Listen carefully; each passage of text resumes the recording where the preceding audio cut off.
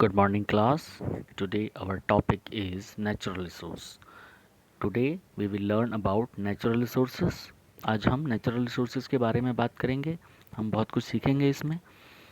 इससे पहले मैं आपसे लोगों से एक बार रिवीजन करना चाहूँगा. आप सभी पहले पढ़ चुके होंगे कि रिसोर्स क्या है. What is resource? You must have learned about the resources. What is resource? So, let's revise the definition of resource. Anything that exists on earth and satisfies our needs, that is called resource. यानी कि जो भी चीज़ अर्थ पर मौजूद है, available है और वो हमारी किसी ना किसी ज़रूरत को पूरा कर रही है, उसे हम रिसोर्स कहते हैं. जैसे कि हम अपने चारों तरफ बहुत सारी चीज़ें देखते हैं. रिवर्स हैं, ओशियंस हैं, माउंटेन्स हैं, air, water, trees, animals, reptiles, and there are so many things. उसके अलावा भी हम अपने चारों तरफ बहुत सारी चीज़ें देखते हैं. Machineries like fan, air condition, TV, car, buses, ये सभी चीज़ें क्या हैं? हमारी ज़रूरत हैं. हमारी ज़रूरत है, हमारी किसी न किसी चीज़ को, ज़रूरत को, हमारी को पूरा कर रहे हैं. They are satisfying our needs. Like when we are thirsty तो we use water. It means water is also a resource. उसने हमारी प्यास बुझाई है. when we feel hot, we feel sweat, तो we use air condition or fans, तो it is also a resource.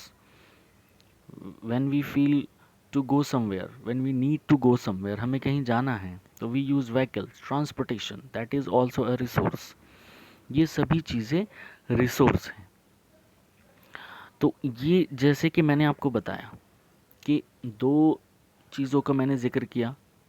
I have mention two types of resources like natural resource and man-made. So how can we categorize these natural resources and man-made? So it is very easy. Whatever we find on earth by nature, that is called natural resources. जैसे कि मैंने बताया, पहाड़ हैं, mountains हैं, reverse हैं, oceans हैं, air, sunlight, these are natural. Trees, animals, these are natural resources. And if we talk about the man-made resources, so they are like transportation, air condition, fan, light, and there are so many things. So these are man-made resources. The third one is very important, that is human by itself. Human नहीं होगा तो ये सारे resources ऐसे के ऐसे ही रह जाएंगे. इनका कोई यूज़ नहीं हो पाएगा. क्यों नहीं हो पाएगा? कि अब पेड़ हैं वो खड़े रहेंगे, ट्रांसपोर्ट है वो भी खड़ा रहेगा. इन सबको यूज़ कौन कर रहा है? ह्यूमन. तो विदाउट ह्यूमन कोई भी चीज़ एक रिसोर्स नहीं बन सकती. हर चीज़ अपने आप में अपने अकॉर्डिंग चलती रहेगी. तो उनका जो यूसेज है वो ह्यूमन करता है. तो anything that has a utility is called resource. जब हम रिसोर्स की बात करते हैं तो लैंड एंड सॉइल, हमारा जो ये चैप्टर है, our chapter is actually land and resource. अभी तक हम एक रिवीजन कर रहे थे, तो अब हम यहाँ पर लैंड एंड रिसोर्सेज के बारे में पढ़ेंगे. Land is the most important resource. That is the most important resource. And वो भी जो लैंड है वो नेचुरल रिसोर्सेज की कैटेगरी में आएगा. क्यों आएगा?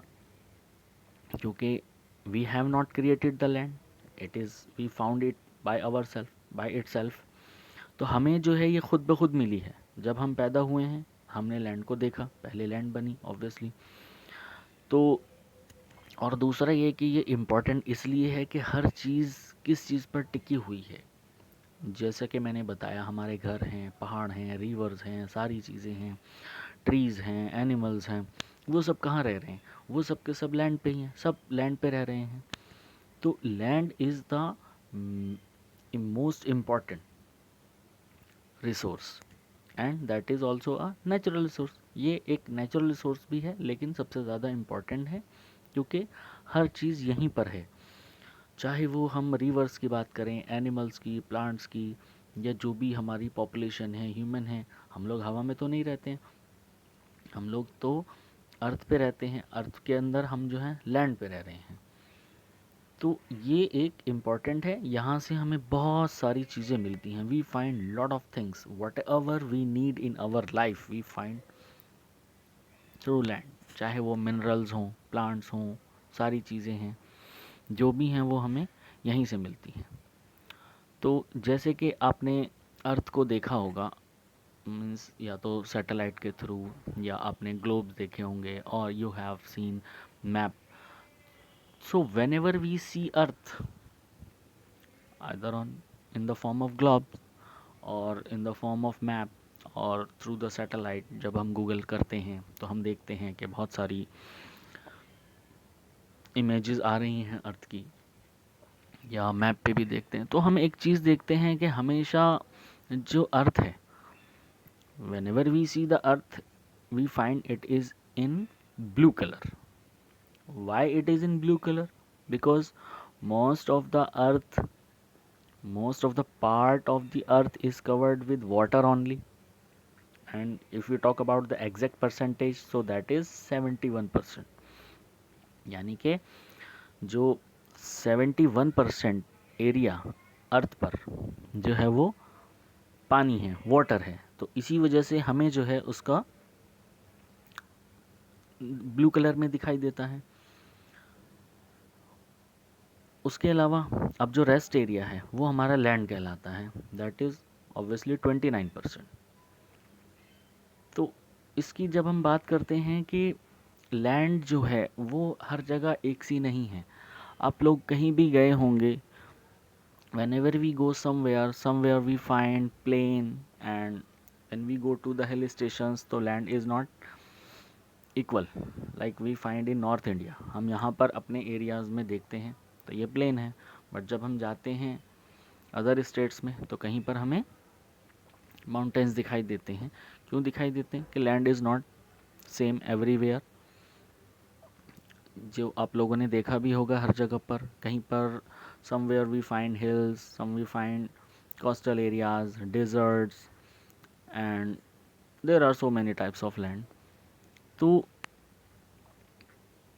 जब हम देखते हैं कि लैंड अलग अलग तरह की है तो ऑब्वियसली हम ये भी देखते हैं कि हर जगह का जो सीज़न है या वेदर है वो एक जैसा नहीं रहता।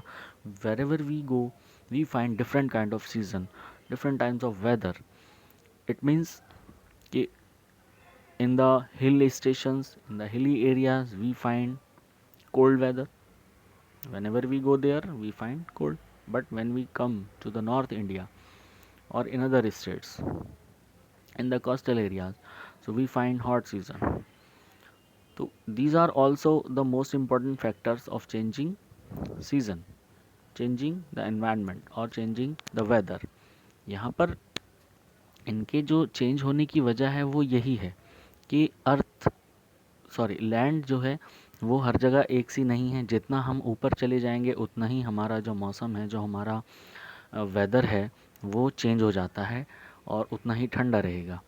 और जितना हम कोस्टल एरियाज़ के पास जाएंगे उतना ही जो है वो मौसम एक जैसा रहता है, मॉडरेट रहता है। ना वहाँ पर बहुत गर्मी होती है ना बहुत सर्दी होती है।